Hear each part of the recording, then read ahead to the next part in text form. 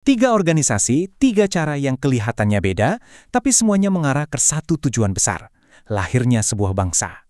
Kali ini kita akan telusuri jejak para pionir yang pertama kali menyalakan api kesadaran nasional di Indonesia. Pernah kepikiran nggak gimana sih ide kemerdekaan itu bisa muncul? Ini pertanyaan penting loh. Soalnya, kemerdekaan itu nggak datang dari langit kan? Ia adalah buah dari kesadaran, pendidikan, dan tentu saja keberanian buat bermimpi. Yuk kita lihat gimana prosesnya dimulai. Oke, jadi begini alur cerita kita. Kita mulai dari percikan apinya dulu. Terus kita kenalan lebih dalam sama tiga organisasi kuncinya. Budi Utomo, Sarekat Islam, dan Indonesia Partai. Nah, di akhir kita bakal lihat gimana tiga jalan yang berbeda ini ternyata bertemu di satu tujuan yang sama. Oke, kita mundur sejenak ke awal abad ke-20. Suasana di Hindia Belanda waktu itu lagi berubah. Ada sebuah kebijakan baru yang, tanpa disadari sama sekali oleh Belanda, justru menanam benih-benih perlawanan. Ini dia nih, yang namanya politik etis. Lucunya, kebijakan ini niatnya buat balas budi.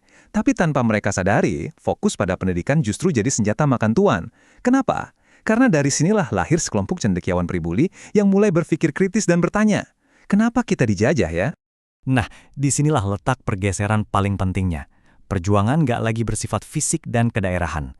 Para intelektual baru ini sadar, buat melawan kekuatan kolonial yang besar, perlawanan harus bersatu dan terorganisir secara nasional. Senjatanya bukan lagi tombak, tapi pena, ide, dan organisasi. Dan langkah terorganisir yang pertama itu datang dari mana? Ternyata dari sekelompok mahasiswa kedokteran di Batavia.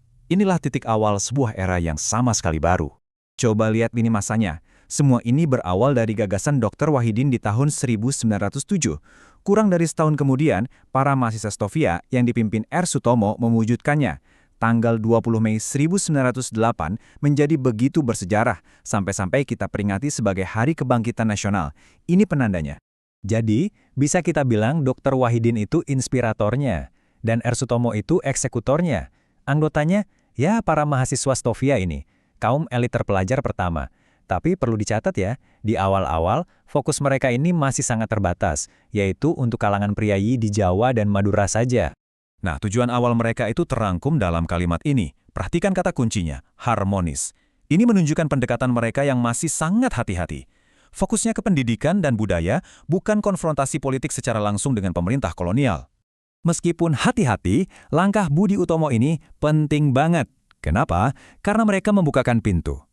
Setelah pintu ini terbuka, muncullah gerakan yang jauh lebih besar. Kalau Budi Utomo itu gerakannya kaum elit, organisasi berikutnya ini berhasil merangkul rakyat jelata. Lihat deh evolusinya. Awalnya ini cuma serikat dagang, namanya Sarekat Dagang Islam, buat melindungi pedagang muslim. Tapi di bawah kepemimpinan HOS Cokro Aminoto, cakupannya diperluas. Kata dagang dihilangkan, tujuannya pun jadi lebih besar, nggak cuma soal ekonomi lagi.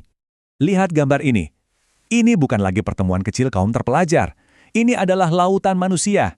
Sarekat Islam sukses besar menjadi organisasi massa pertama di Hindia Belanda dengan ratusan ribu anggota. Jelas ini bikin pemerintah kolonial jadi sedikit panik. Jadi Sarekat Islam ini apa sih sebenarnya? Ia adalah gabungan dari semangat kebangsaan, perjuangan ekonomi, dan juga nilai-nilai demokrasi yang dibungkus dalam identitas keagamaan. Intinya satu, melawan segala bentuk ketidakadilan yang dirasakan rakyat. Oke, sekarang kita sampai di babak ketiga, yang paling radikal. Kalau Budi Utomo main di budaya dan Sarekat Islam di sosioekonomi, organisasi yang satu ini langsung terjun ke arena politik dengan satu tuntutan yang sangat tegas. Ingat tahun ini, 1912. Ini adalah sebuah lompatan besar. Kenapa?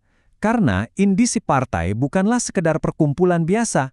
Mereka secara terang-terangan mendeklarasikan diri sebagai partai politik. Sesuatu yang belum pernah ada sebelumnya.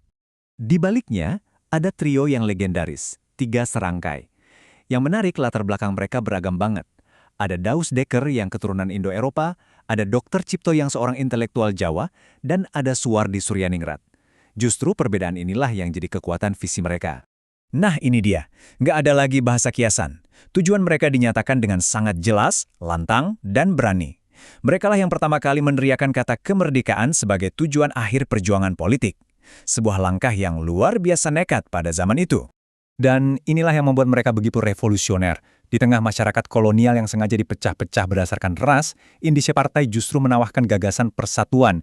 Siapapun yang menganggap Hindia sebagai tanah airnya, ya mereka adalah bagian dari bangsa ini. Sebuah ide yang jauh melampaui zamannya. Jadi kita udah lihat 3 organisasi yang sangat berbeda kan? Sekarang yuk kita coba simpulkan dan lihat bagaimana ketiganya. Meskipun jalannya beda-beda, ternyata bersama-sama membangun fondasi bangsa Indonesia. Tabel ini merangkum semuanya dengan sangat baik. Budi Utomo memulai lewat pendidikan untuk kaum elit. Lalu Sarekat Islam membawanya ke tengah rakyat jelata lewat isu ekonomi dan agama.